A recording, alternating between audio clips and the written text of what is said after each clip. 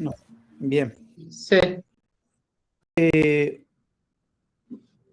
Vamos a pasar un poquito, antes de ir directamente a lo que quiere el compañero, lo que es la parte de generativa, que quede en claro un poco lo que son las secuencias. No sé si alguno tiene alguna duda sobre las secuencias y no confunde lo que es los T1, T2 y el STIR, que son las secuencias básicas.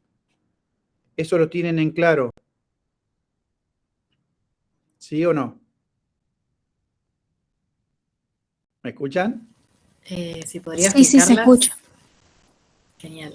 Bueno, por eso, más vale, entonces comenzamos un poquito por el principio y hacemos un repasito medio rápido sobre esa parte, porque es lo básico sobre lo que vamos a hablar, porque después yo voy a hablar sobre eso y si no es como que si le estuviera hablando en chino.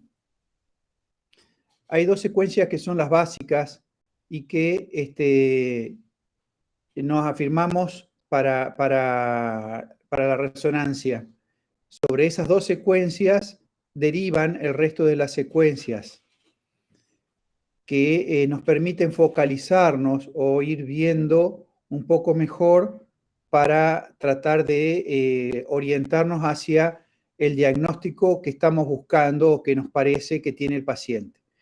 Primero, por eso es que el radiólogo necesita saber también la clínica del paciente o qué es lo que está pasando, porque en resonancia las secuencias son más de 50, 100 secuencias que hay. Entonces uno no puede hacerle todas las secuencias a todos los pacientes porque si no el paciente se quedaría a vivir adentro del resonador. Entonces uno elige la secuencia y va variando la secuencia de acuerdo a la patología que tiene el paciente. Las básicas es el T1 y T2 y el STIR, que es con lo que uno comienza el estudio. Y después el médico que dirige la consola o que dirige el estudio va a ir variando y ahí se le va a agregar si se le hace o no se le hace gadolinio, si se le hace supresión grasa, si se le hace algún otro tipo de secuencia especial para tratar de ver o diferenciar qué diagnóstico llegamos. El básico, el T1 y el T2, la forma más fácil de identificarlo es a través del líquido cefalorraquídeo, en este caso que estamos viendo la columna. En el T1, el líquido cefalorraquídeo se ve hipointenso. Nosotros hablamos de intensidades en resonancia. O sea, se ve negro, para que lo entiendan más fácil. Se habla de hipointensidad. El T1 es negro. El T2 es blanco. Por eso se dice, primero estaba la oscuridad, el T1, oscuro, y después vino la luz. El T2 es blanco. Es la forma que tenés hasta que uno se acostumbra a identificar que el T1 es negro y el T2 es blanco y no confundirlos. El T1 sirve más que nada para ver la anatomía y el T2 nos ayuda a ver anatomía, pero también nos sirve para ver lo que es el edema y el líquido que puede haber en los tejidos. Dicho esto, bueno, empezamos a ver un poquito más allá. Aparte del T1, es la secuencia en la cual nosotros vamos a hacer el contraste, que es el gadolinio. Nosotros el gadolinio lo inyectamos en las secuencias T1. Bueno, ahí tienen para que ustedes vean para que recuerden lo que es el agua, que lo vemos negro, la grasa la vemos blanca, brillante en el T1. Bueno, eso es para que se vea cómo se ve la señal. Las secuencias T2 es como se ve el líquido cefalorraquídeo, se ve blanco. Acá vemos también los discos intervertebrales. Recuerden que en una persona joven el disco intervertebral es más fluido, es como una gelatina la parte interna que tiene el núcleo pulposo y la parte más externa del disco tiene la parte fibrosa. Entonces, al tener el núcleo pulposo, tiene mayor cantidad de agua. Al tener agua, entonces lo vamos a ver más hiperintenso, lo vamos a ver blanco brillante. Esto ya nos empieza a ayudar a contestar parte de la pregunta del compañero, que es cómo empezamos a ver los discos cuando comienza la degeneración. Cuando el disco comienza a deshidratarse, que comienza a haber una degeneración del disco, comienza con la pérdida de agua, o sea, empieza a perder líquido. Al perder líquido, pierde intensidad en las secuencias T2. Por lo tanto, lo vamos a ver hipointenso. Antes de que pierda la forma, antes de que se afecte la altura y antes de que deforme los cuerpos vertebrales y antes que comiencen a aparecer las cuestiones secundarias como son los osteofitos y los cambios degenerativos de las discartrosis. Acá tienen un ejemplo para que vean cómo es lo que se ve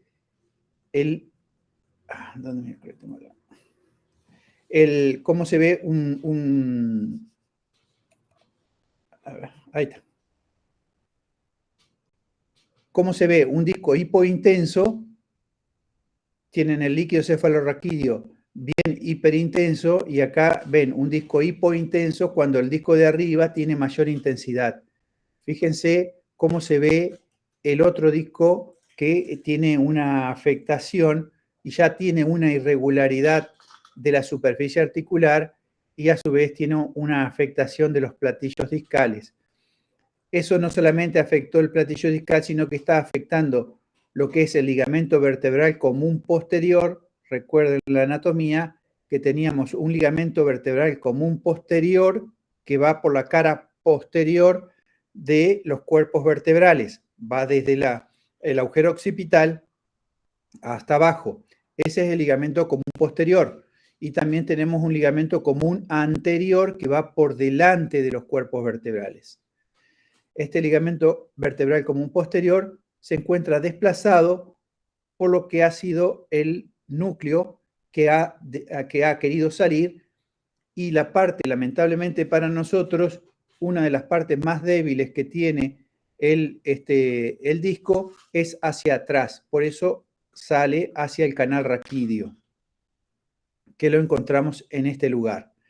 Recuerden que el cono medular termina más o menos a la altura de D12, L1, a veces un poquito más abajo, pero más o menos a esa altura termina el cono medular. El resto es cola de caballo o filum terminal. Bueno, eso básicamente es lo que encontraríamos en la diferencia entre un T1 y un T2. Ahora, ¿para qué nos sirve la anulación de la anulación de la grasa? Es para saber si una estructura tiene o no tiene grasa respecto a el T1. Las secuencias ponderadas en T1 y respecto a si capta o no capta el contraste, porque en esos casos las lesiones muchas veces se confunden en el T1, pero cuando uno inyecta el contraste, brillan. Por eso es que se usa el contraste en el T1. En el caso del T2, aparecen con unas zonas que aparecen brillantes alrededor. Por eso es que se utiliza muchas veces el STIR para esas diferenciaciones de las lesiones. Entonces, en el T2, como aparece la grasa, queda camuflada. Acá tenemos lo que es toda una vértebra, como es toda una columna completa, desde las cervicales hasta casi las sacras, las primeras sacras, y alcanzan a ver todo lo que son los discos intervertebrales y el canal raquídeo. Hay una disminución de las dorsales y donde hay una disminución de la señal de los discos intervertebrales. Bueno, recuerden las curvaturas y todo eso, que esos son recuerdos anatómicos que supuestamente ya lo deberían saber. Estos son los recuerdos anatómicos que nos sirven para saber por qué brilla cada uno y lo importante son los agujeros de conjunción, porque es por donde nosotros tenemos la salida de las raíces nerviosas.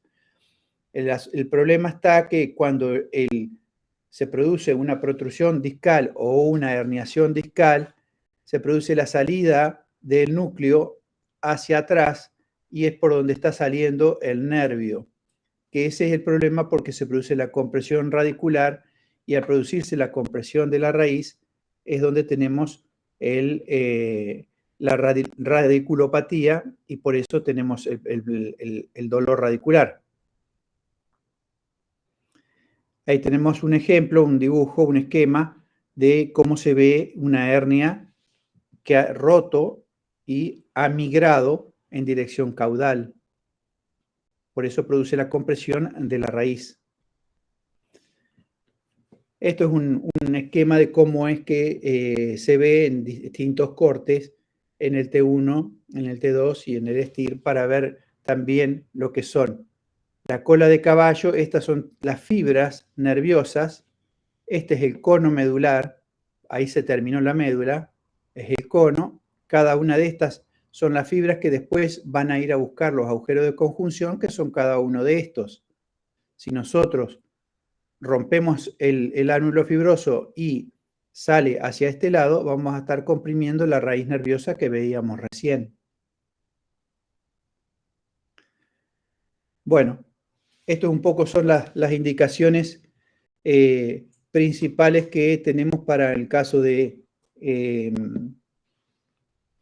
la solicitud de una resonancia, que son las causas degenerativas, las anomalías congénitas, las enfermedades neoplásicas, ya sea primarias o secundarias, las infecciones vertebrales, las enfermedades inflamatorias, los traumatismos, las enfermedades vasculares, y bueno,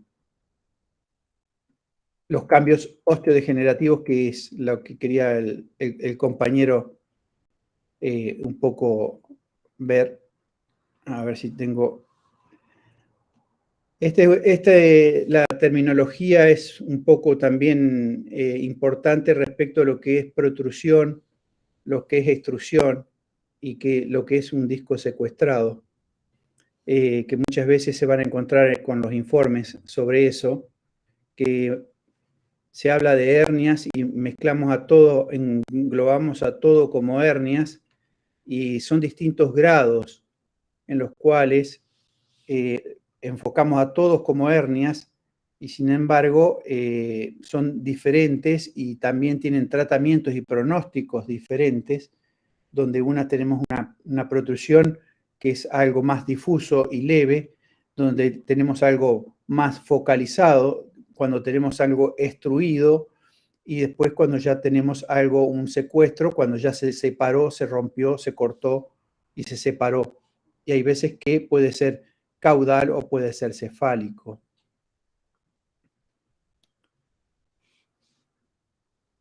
Bueno. Ahí tienen lo que es el saco dural. Ahí se alcanzan a ver muy en chiquito la salida de las raíces nerviosas. Acá tenemos una raíz nerviosa y todo esto que se ve acá es la hernia que comprimió la salida de la raíz nerviosa de este lado. Todo el saco se fue para un costado y provocó ese dolor. Seguramente ha estado con muchísimo dolor. Este es un corte sagital de lo mismo. Todo el núcleo ha salido para este lado y se encuentra en este lugar.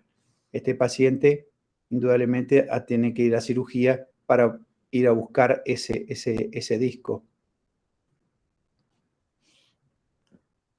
Bueno, ahí tienen lo que yo le decía de la migración cefálica del fragmento del disco. Y esto es un caso de una cervical donde la compresión es mucho mayor. Y ya acá, como tenemos en la parte cervical, se nos agrega otro problema porque tenemos la médula.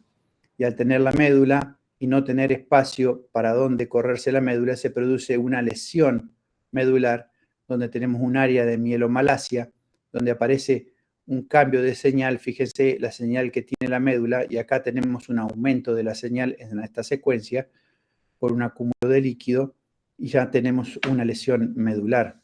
Profe, ahí si tenemos que describir la imagen, diríamos que está entre la 3 y la 4 cervical, aproximadamente. Perfecto. No, aproximadamente no. Acá no hablamos de aproximadamente. Acá, lamentablemente, no podés hablar de aproximadamente, porque si vos lo tenés que mandar a operar, el cirujano no puede operar aproximadamente, porque si no, aproximadamente te puede operar este o te puede operar este. Acá tenés la suerte de que tenés esta vértebra, que es la que te indica la altura. Sí, Atlas y Identifican Axis. quién es. Esta es la apófisis odontoides. La apófisis odontoides es quien nos indica a nosotros que esa es C2. A partir de esa, nos permite a nosotros contar todas las vértebras para abajo. Entonces, sin lugar a duda, vos tenés que esto es C3, C4. Entonces, a partir de ahí, vos contás las vértebras. Lamentablemente, nosotros no podemos acá en resonancia, porque somos el último escalón en el cual el médico cirujano se afirma. Si nosotros le decimos que es C3, C4, él va a entrar a operar C3, C4. Antes con radiología convencional, por ahí, o tomografía, y vi a veces que, bueno, estábamos ahí, teníamos cierto perdón con un espacio más arriba, más abajo, pero ahora resonancia ya no podemos dudar de la altura que nos encontramos. Sí o sí. Por eso muchas veces en estos casos cervical no hay tanto problema, pero en las lumbares tenemos las vértebras de transición, que hay veces que nos dudamos cuando aparecen las vértebras de transición para contarlas. Entonces, en esos casos hay que hacer todo el canal, todos los cuerpos, para poder contar exactamente a qué altura está la hernia o la lesión, porque puede ser tumoral o puede tener otro problema discal, como es una discitis, que en ese caso también puede llegar a tener una intervención quirúrgica, y tiene que ser exactamente ese lugar, ese disco, el que tiene que entrar a operar. Por eso, lamentablemente, nosotros no se nos perdona errarle el espacio discal.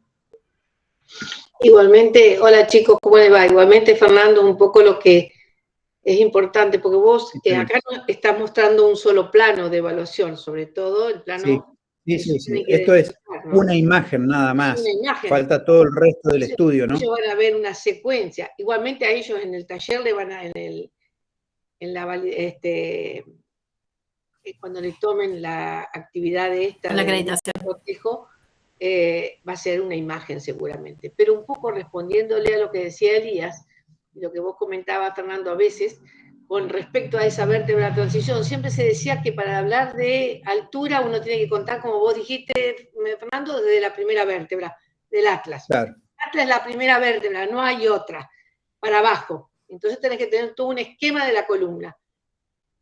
En la vértebra de transición también ayuda mucho el frente, el coronal, porque tenemos una morfología particular de esa vértebra de transición, ¿no? O está articulada con el anón sacro de los dos lados, ya es un sacro alto, o sea, hay otros signos, pero igualmente uno, como dice el doctor, dice, yo para saber la altura tengo que contar desde la primera, no hay otra. Entonces, en cervical es fundamental eso, y en lumbar también nos ayuda el coronal muchas veces.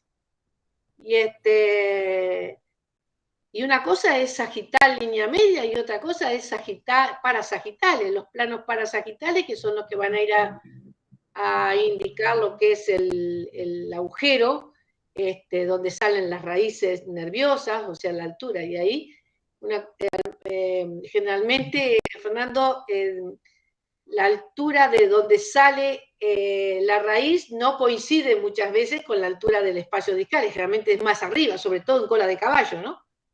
Viene, sí. Sí, así tener es, en cuenta estuvimos eso, viendo, que va a claro, depender de la clínica, ¿no? claro, sí, sí, sí, porque el cono medular termina mucho más arriba, estaba a la altura de 12L1 y después continúan las raíces nerviosas bajando. Bajan. Por eso es que la clínica muchas veces no corresponde a la altura. Siempre hay algún desfasaje. Por eso hay que Ver todo. tratar de coordinar la imagen con la clínica a ver cómo está. Para eso también está ¿cómo es que se llama? Hay un esquema donde se encuentra todo lo que La corresponde. planificación. Claro, donde está toda la planificación a que corresponde cada raíz nerviosa respecto a cada parte del cuerpo. Por eso tenemos más o menos aproximadamente L5S1 corresponde a la altura del dedo del pie y bueno, es eso el L4, L5 está a la altura de la pantorrilla, y bueno, uno más o menos va sacando con el tiempo y está todo dibujado, hay un esquema donde marca a qué corresponde cada altura Niveles de cada radiculares, emergencia son los radicular, niveles, ¿no? cada nivel. Para eso el neurólogo más o menos sospecha qué altura corresponde. Esto es un poco también lo que es la parte de espondiloartrosis y los corrimientos cuando aparece una espondilolistesis, que son los corrimientos de los cuerpos vertebrales, que puede ser con lisis o sin lisis, también lo podemos ver en la resonancia, y que es el corrimiento del cuerpo vertebral respecto al cuerpo vertebral por debajo, que es un desplazamiento del cuerpo vertebral, y bueno, eso también provoca un corrimiento del eje vertebral y provoca dolor por compresión de la raíz, y puede ser con lesión del pedículo o sin lesión del pedículo. Eso puede terminar en tratamiento quirúrgico o hay veces que son tratamientos conservadores, dependiendo de la actividad, de la edad y de muchas cosas. ¿Esa imagen estaría en T1? ¿Qué dijimos del líquido cefalorraquídeo? A ver, Ah, ¿cómo no, ¿Qué es? dijimos? T2. T2. T2 líquido. Es importante Miren, eso, porque es como las ventanas miren, en tomografía. Esto también claro. hay que ver Miren eso. siempre el líquido cefalorraquídeo. El líquido cefalorraquídeo es el que le va a estar alcahueteando de qué secuencia se trata. Eso es lo principal. En columna tienen la suerte de tener el líquido cefalorraquídeo muy, muy, muy presente, a menos que justo le toque una imagen muy parasagital, en la cual tengan los agujeros de conjunción un poco más allá, donde casi no se vea el líquido cefalorraquídeo, entonces, bueno, ya es distinto, pero les puede costar un poquito más. Pero si no, si tienen una imagen como esta, donde estamos prácticamente en línea media, miren el líquido cefalorraquídeo y ahí les va a estar gritando qué secuencia se trata la que estamos viendo. ¿Qué otras dudas tienen? Yo tenía otra duda. Sí. Por la lista de cotejos se menciona que se nombra el edema óseo en la secuencia STIR. No Sí. sé si tenía alguna imagen para verlo y para hablar de eso. Bueno, STIR es una secuencia que está derivada de un T2. Digamos que es una especie, yo les dije que las secuencias T1 y T2 son las madres y las otras secuencias derivan de estas. Las secuencias de STIR es una secuencia, digamos, hija de un T2. Al ser hija de un T2, refleja parte de las características de los T2. Y dentro de las características que tiene de los T2 es que va a tener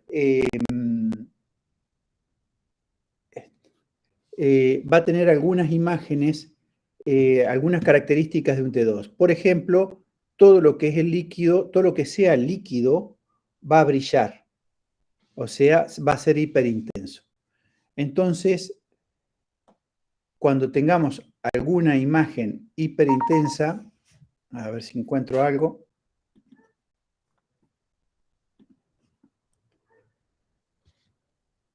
Por ejemplo, acá tenés algo, acá tenés, esto es un STIR.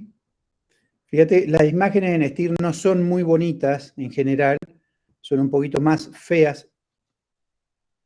Son un poquito más feas, no son tan anatómicas, a eso me refiero, como lo que es un T1, pero son un poquito más alcahueta, decimos nosotros, porque todo lo que es el edema óseo aparece blanco brillante, o sea, te pega en la cara.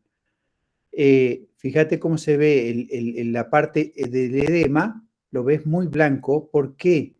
Porque el T2, ves el líquido cefalorraquídeo, te aparece en el hueso. Y el STIR hace eso, que el edema refleje y aparezca en el hueso de una manera muy importante, que no aparece así en un T2 puro. En un T2 puro no los ves tan así. En cambio, en un STIR, por la característica que tiene la secuencia, hace que el hueso, todo donde tenga edema por la causa que sea, no solamente por un traumatismo, sino que puede tener edema óseo por un tumor o por una infección, te aparezca blanco brillante. Entonces, ante un traumatismo o ante, por ejemplo, en una rodilla, cuando un paciente se golpea, tiene una lesión ligamentaria, te va a aparecer en un STIR, te va a aparecer la lesión blanca brillante por la ruptura o la fractura que pueda llegar a tener, y entonces vos la ves inclusive antes que te aparezca la fractura o aunque no aparezca la fractura de manera radiológica. Por ahí muchas veces nosotros vemos la fractura en la resonancia y en la radiografía la fractura vos no la vas a ver. Que nosotros la hacemos como fractura oculta o por microfractura que se llaman. Donde vos ves la fractura en resonancia, clínicamente al paciente le duele, pero en la radiografía no ves nada. Así es como se ve en un STIR. Eso es por las características que tiene el STIR de ser una derivada del T2, donde vos vas a ver el edema óseo blanco brillante. No sé si me expliqué. Sí, sí, perfecto, muy claro. Y un poco asociando esto que dice el doctor, ¿el edema es la presencia de qué? ¿El edema, qué te indica el edema en una estructura? ¿Qué tiene, qué hay? Por ejemplo, ¿qué es lo que hay en el edema? ¿Qué significa edema? ¿Presencia de qué? El líquido, de líquido. Entonces, si lo asociás a que la resonancia quiere a las estructuras que tienen líquido y no quiere aquello que es duro como es el hueso, porque es así, entonces vos sabés que en resonancia vas a poder ver con mayor definición todo lo que es líquido, bueno, aparte de las estructuras blandas, ¿no? Pero por la presencia de líquido. En este caso, la búsqueda de edema es la búsqueda de líquido en un lugar que no es habitual como es el hueso. Y con respecto a lo que decía de las fracturas, que es cierto, la famosa fractura de estrés, y aparece la zona de edema en los huesos largos, o también en una zona de trauma, es una fractura oculta. Y uno le dice fractura de estrés también. ¿Es así, Fernando? Así es, así es. Muchas veces, sobre todo la vemos, acá tenés, mirá, en una rodilla, cómo se ve una fractura. Esta es una fractura grosera, ¿no? Pero seguramente la vas a ver en una radiografía. Pero bueno, así es como se ve. Muchas veces esta fractura que se ve acá, esta lineal, capaz que no la vas a encontrar en la radiografía tan clara o no la vas a ver tan clara como se ve acá.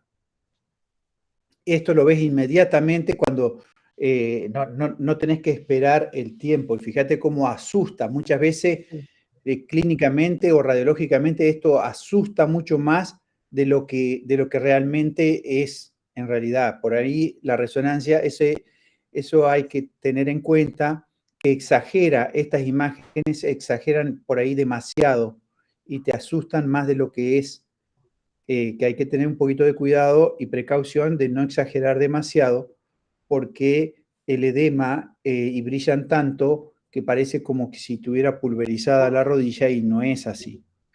Y no es tan así, ¿no? Es porque la imagen, el edema que ha tenido por el traumatismo, hace que aparezca así, de esa manera. Pero bueno, eso un poco es como se ve en un STIR una fractura. Tiene ahí también hundimiento, probablemente en la radiografía se vea el hundimiento del platillo. Sí, se ve la deformación, bueno, y se ve que se ha desmoronado. El efecto Por eso, del edema es significativo. No se ve el menisco igualmente, es por el corte ahí, Fernando, porque el menisco de un lado se ve, el otro no. Se voló. sí, no se ve, no sé si es muy anterior la lesión o qué es lo que ha pasado ahí, o el menisco está sacado. Porque la Ahí otra también puede es ser que No, que pregunto que ahí puede ser que la articulación está comprometida porque está muy junto el hueso, uno con otro. El fémur con él. Sí, pero no es estás muy adelante también, ¿viste? Ya estás muy, el corte es muy anterior, por eso también, probablemente tiene el roto ligamento cruzado anterior, donde se ve una dilución de la secuencia. Sí, por eso. Esto es nada más que para ver el edema óseo. Está bien, perfecto, me parece, sí, porque hay cosas que se ven en la radiografía. Mirá esta otra. Mirá, ahí tenés otro, lo que es una fractura de cuello de fémur. Fíjate que no está separado ni nada, y sin embargo la fractura está completa. Capaz que si vos agarrás cuidado en una radiografía, no está separado, no tiene diferencia, nada. Y capaz que te la pasás por aire, pasás por normal. Si no la mirás con mucho cuidado, con mucho cariño, capaz la pasás por alto. Y fíjate que vos decís, mirás esta imagen y vos decís, ¿cómo va a pasar eso por alto? Y porque la radiografía, tenés que darle un tiempo a la radiología convencional para que haya una remoción ósea y se muestre como tiene que ser. En cambio, en la resonancia, en este tipo de secuencias, por eso es lo que yo le decía hoy, que muchas veces nosotros tenemos que ir eligiendo qué secuencias vamos a utilizar para mostrar la patología que estamos viendo. En un T1 seguramente esta lesión se ve muy poco y nada. Se ve apenita, se debe ver la línea esta y no mucho más que eso. Bueno, no sé, ¿alguna otra duda que tengan los chicos? Yo tengo una duda en el punto que dice identificar las raíces nerviosas. En ese, además de identificar, ¿hay que hacer alguna descripción o algo? Vos tenés que saber... Claro, vos tenés que saber... Claro, es lo que yo les mostré hoy al principio. Y ustedes tienen que identificar, de acuerdo a la imagen que ustedes que les toque en suerte, van a tener que identificar las raíces nerviosas. Espera un poquito. Tenías hoy unas imágenes ahí. Sí. Bueno. Espérate, a ver si... Bueno. Vos, por ejemplo, vos vas a tener acá, esto tenías el cono medular en la parte final de la médula y tenés la bajada, la salida de lo que es la cola de caballo, que son las raíces nerviosas. Pero también tenés los agujeros de conjunción y vas a tener la salida de las raíces nerviosas, que salen cada uno por cada agujero de conjunción. Dependiendo si te toca un corte sagital, y depende, o parasagital, es el lugar donde vos vas a tener que ir a buscar la raíz nerviosa.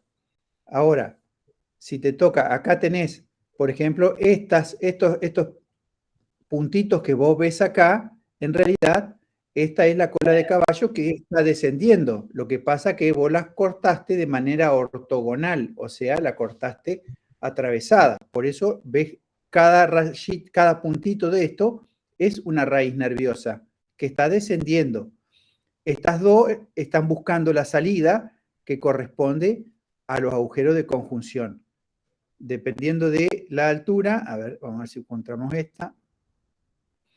Acá la raíz nerviosa está saliendo acá a esta altura y acá tenés la otra que viene de arriba bajando.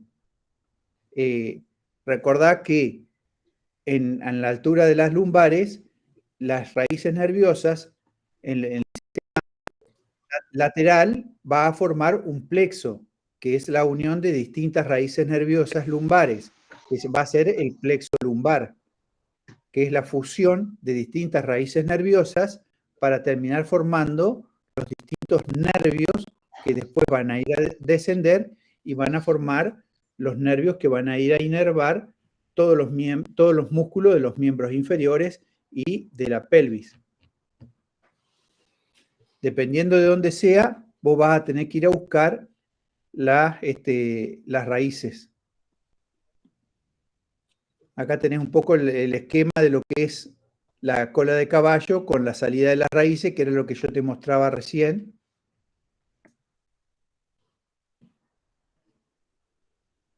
Y esto es el esquema de la salida de las raíces por los agujeros de conjunción.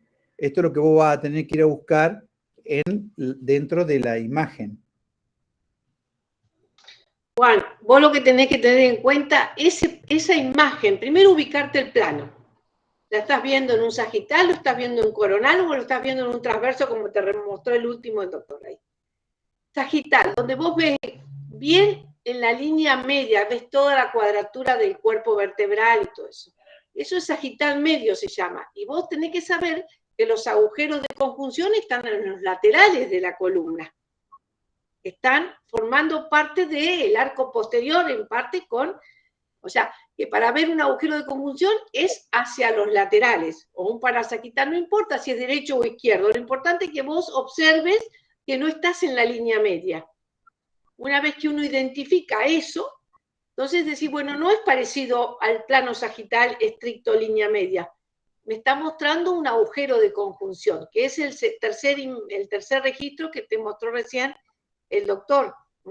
Es el mismo paciente con una columna, la segunda, una columna sagital estricto, y la otra se corre en el plano para ver esa morfología redondeada que hay entre las láminas superior y la lámina inferior del cuerpo vertebral. Para eso ustedes tienen que acordarse de la anatomía y cómo se ve el agujero de conjunción. ¿Te quedó claro eso que te explicó recién el doctor? Que para ver... la pregunta va a ser, ¿en este plano se ve el agujero de conjunción? Sí, recuerdo. A eso me refería, si era el de conjunción o explicar la cola de Marcos era, caballo. sí. Buenísimo. ¿Cómo? Eso ¿Cómo, era Marco? si explicar el agujero, el foramen, digamos, la salida del foramen o la cola de caballo. Claro. Claro, buenísimo. Claro, pero la cola de caballo, como te dijo el doctor, está en el plano sagital, estricto en el plano sagital. En el plano transverso vos viste cómo la ves también. Y para ver un agujero de conjunción, lo ves en el parasagital derecho o izquierdo, o en un transverso que pase por ese espacio que está en la parte del arco posterior. Hay que ubicarse anatómicamente, eso es fundamental, ¿viste?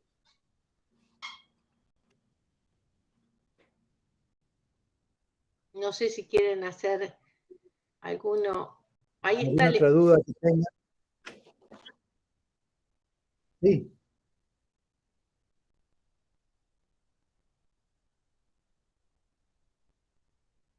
Seguro, seguro.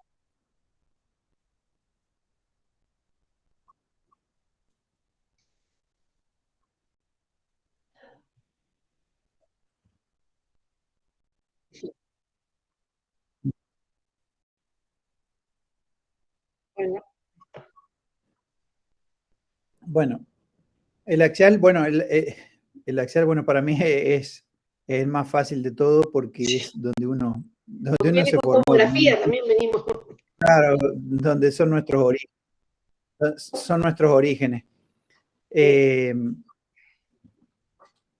Espérate a ver cuando encuentro uno más lindo, un axial más lindo para mostrarte lo mejor que pueda.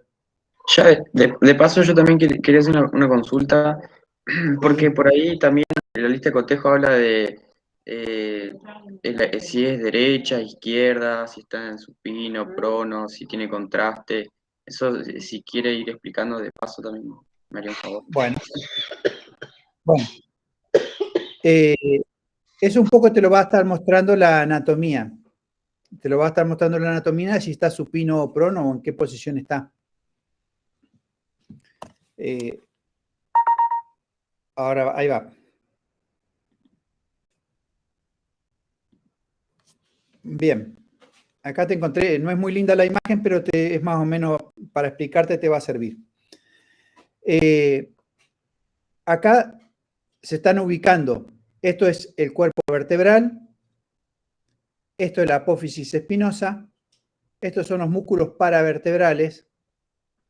Músculos psoas de un lado, músculos psoas del otro.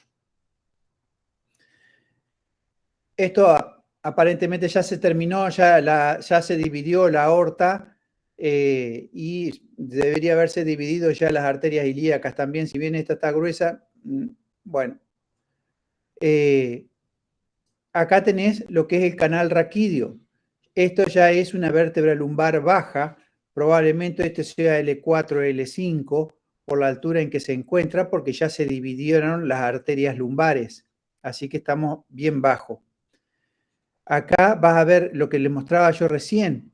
Estos puntitos que se ven acá son las raíces nerviosas que están quedando y que van a seguir buscando la salida de los agujeros de conjunción que quedan más hacia abajo, unos pocos lumbares y después los sacros, y se terminaron las raíces porque ya no quedan más. Estas articulaciones son las interfacetarias. Recuerden que los cuerpos vertebrales tienen 3 puntos de apoyo. Un punto anterior a través del cuerpo vertebral y 2 puntos posteriores a través de las articulaciones interfacetarias. Después tienen las apófisis espinosas. Unidos entre ellos, acá no se ve porque no es el plano, tienen los pedículos hacia adelante y las láminas hacia atrás. Entre la vértebra de arriba y la vértebra de abajo se va a formar el agujero de conjunción. Los cuerpos vertebrales entre sí tienen los discos intervertebrales, que es lo que veíamos hoy. Por eso es para nosotros, los que nos formamos con tomografía, estamos acostumbrados a ver esta imagen y en resonancia, a pesar de que hayamos pasado a resonancia, seguimos, lo primero que miramos cuando vemos una columna, miramos esta imagen y después pasamos a los planos sagitales y los planos coronales. Pero lo que más miramos es esto. ¿Por qué? Porque vamos a buscar también la salida de los agujeros de conjunción, la salida de la raíz nerviosa que la vemos acá. Este es el disco. Los discos normalmente a esta altura son cóncavos, no son convexos. Si son convexos quiere decir que el disco ha protruido hacia el canal raquídeo. Entonces eso tiene una protrusión. Dependiendo de qué tan importante sea, va a ocasionar una reducción del receso lateral, que puede ser bilateral o puede ser unilateral, ya sea que le duela la parte derecha o la parte izquierda. Recuerden que nosotros miramos al revés. La derecha está de este lado, la izquierda de este lado. Esta es la parte boca arriba y esta es la parte boca abajo. Para el otro lado están los pies y para donde estoy yo, para donde tengo el teclado, está la cabeza, para donde está la parte de la pantalla y del otro lado están los pies. Así es como vemos las imágenes. ¿Qué otra duda era del posicionamiento? Boca arriba, boca abajo, derecha, izquierda. Derecha, izquierda y uso de contraste. Bueno, recordá que la mayoría de las imágenes deberían, a excepción como esta que te apareció muda porque no tiene ninguna referencia absolutamente de nada, la mayoría de las imágenes te va a aparecer con el left, la L, y el right, la R, de indicación de qué lado, si es derecha o izquierda. Normalmente, a menos que se haya posicionado o hecho por alguna razón en específico, se haya dado vuelta el paciente y se lo haya hecho ingresar por alguna razón en específico, entonces te va a aparecer al revés, pero te va a indicar qué lado es. La otra forma que vos tenés de buscar en un corte axial es a través, dependiendo de la altura, es a través si tenés la vena cava o la aorta. Recordá que vas a encontrar la aorta, siempre aparece bien redondita. A ver si te encuentro un corte. La aorta, bien, como yo siempre les digo, bien redondita, es una arteria. Es una arteria, entonces la arteria no se va a achatar porque tiene otra estructura la pared. En cambio, la vena cava normalmente sí. Entonces, la vena cava, a menos que justo te haya tocado un paciente que haya tenido un situs inversus, o tenga un situs inversus. Una mala suerte. Sí, por eso te digo, entonces considerate aplazado, entonces estás bien aplazado. La aorta la vas a ver bien redondita, entonces la aorta la vamos a tener a la izquierda, la cava a la derecha. Entonces, siempre tenemos a la derecha de un lado y a la izquierda te queda al otro lado. Siempre tenés la parte posterior y la parte anterior. Esas son las formas que vos tenés. Después, ubicate otra cosa. Muchas veces ves un pedacito del hígado que te puede ayudar también a ubicarte a la derecha. Esas son las formas que vos tenés anatómicamente si es que no te apareció la indicación de la R y de la L para darte qué es cada una de las ubicaciones para decirte cuál es derecha y cuál es izquierda. Si está boca arriba o boca abajo también te vas a dar cuenta porque la vértebra se te dio vuelta. Te va a aparecer la apófisis espinosa apuntando para arriba o desde un lateral, que es raro poner un paciente en resonancia en lateral. La verdad que son pocas veces que se hace, casi excepcionalmente cuando el paciente no aguanta el decúbito de otra manera. Si no, en este momento la verdad que no se me ocurre otra causa por la cual ponerlo en lateral. Y bueno, no mucho más. El contraste se hace en T1 y se hace en comparación con la serie sin contraste. Y bueno, de la misma manera que se ve en imágenes en tomografía, te vas a encontrar con que tenés estructuras que realzan el contraste, o sea, se ven hiperintensa. Vas a encontrar las arterias y vas a encontrar las venas o vas a encontrar los riñones que están eliminando medio de contraste. Esa es la forma que vas a tener de saber que tiene contraste. Dentro de las indicaciones debería aparecerte en las indicaciones arriba un más C, que quiere decir más contraste, indicado en la parte de arriba a la izquierda. Normalmente aparece en casi todos los resonadores. Miren en esa imagen, en esta imagen cómo se ve el agujero, ¿no? El neuroforamen, dice ahí. Si hubiese estado el pedículo que conecta el cuerpo vertebral con el arco posterior, vamos a encontrar algo, una estructura que nos hace es hueso. En cambio, acá hay un espacio intenso por la raíz, hiperintenso por las estructuras que rodean y separa esa articulación facetaria del arco posterior de la pared posterior del cuerpo vertebral, ¿no? Ahí está midiendo inclusive el foramen y ese espacio que hay. O sea, hay una solución de continuidad. Uno tiene que ir de un lado y del otro, si es normal, entonces uno va a buscar esa solución. Y entonces sabemos que está ahí en el agujero de conjunción, o en la altura del agujero de conjunción, ¿no? mostrar? El espacio Sí, ese. y ahí ves todos los nervios que acá tenemos mucho porque es una lumbar alta. Fíjate que está a la altura de los riñones. L1 debe ser. L1, L2, Sí, sí. debemos estar. No, porque todavía ya no está más el cono, así que es una lumbar, Sí, no, pero debe ser un estamos poquito más abajo, sí, un L2, L3, sí.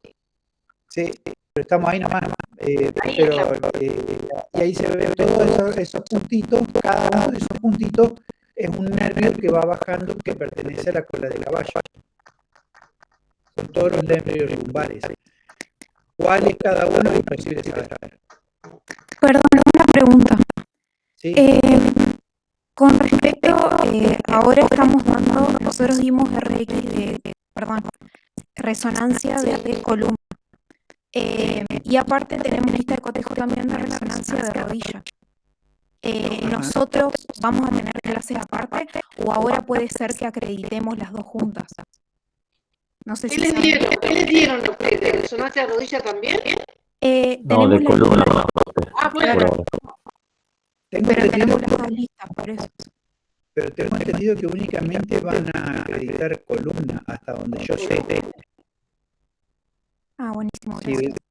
Si tienen clases nada más que de columna hoy, deberían acreditar, hasta donde yo sé, nada más que columna. Hasta donde yo sé. La próxima semana comenzamos con... ¿Cómo, Anabela? La próxima semana comenzábamos con los talleres de resonancias de rodilla. Claro, no, entonces no les vale. No. Columna entonces le van a dar. Tienen que acreditar columna. Sí.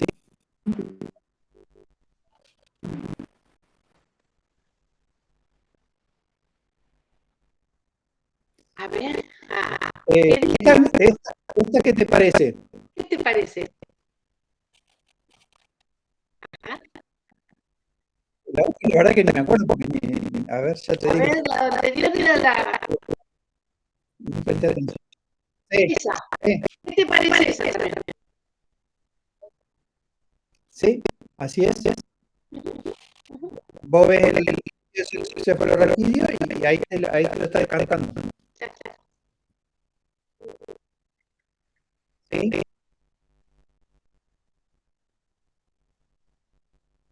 Sí.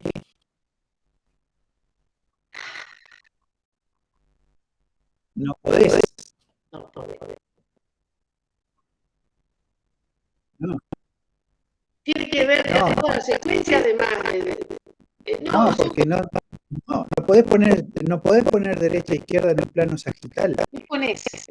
Podés anterior o posterior, pero no poner derecha e izquierda porque vos estás si es sagital, estás al medio.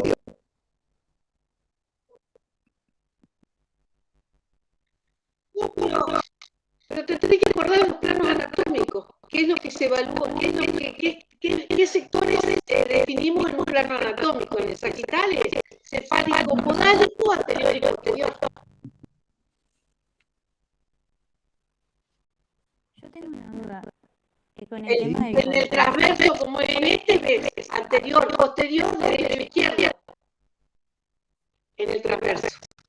Anterior o superior, posterior, y lateral derecho y lateral izquierdo. Recuerden que las imágenes que nosotros mostramos, las imágenes se ven, recordemos cómo es la imagen en el espejo nuestra, ¿no? O sea, nosotros lo vemos de frente al paciente. Lo que es izquierdo para nosotros es derecho para el paciente. O lo que está a la izquierda.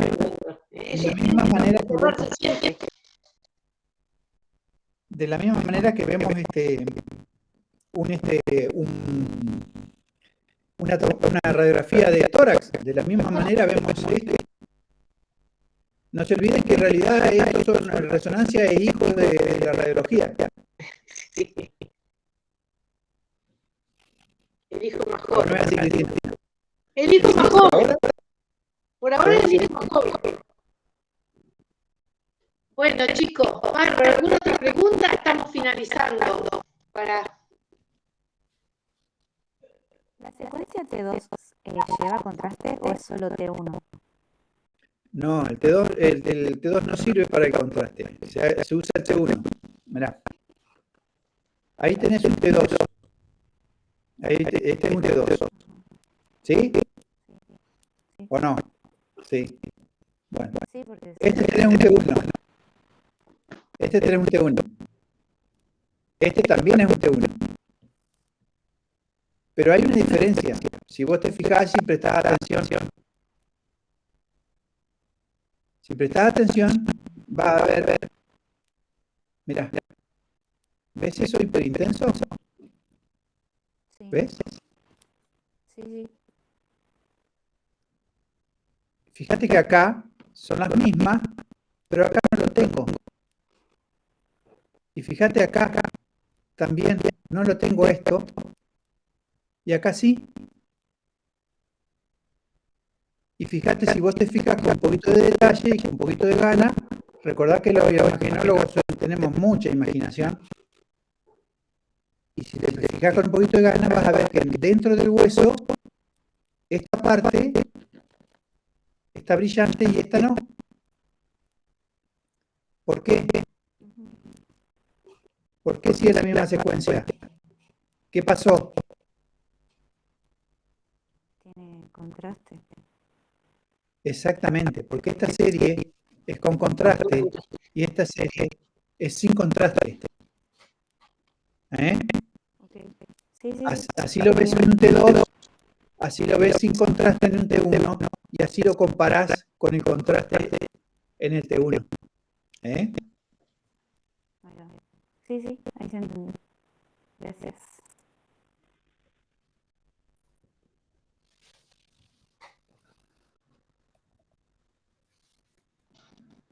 Bueno, ¿Alguna otra duda, otra pregunta, chicos? Aprovechen ahora. sí.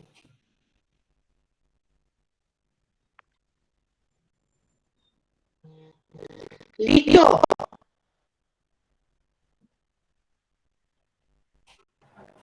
Sí, profe, ninguna duda.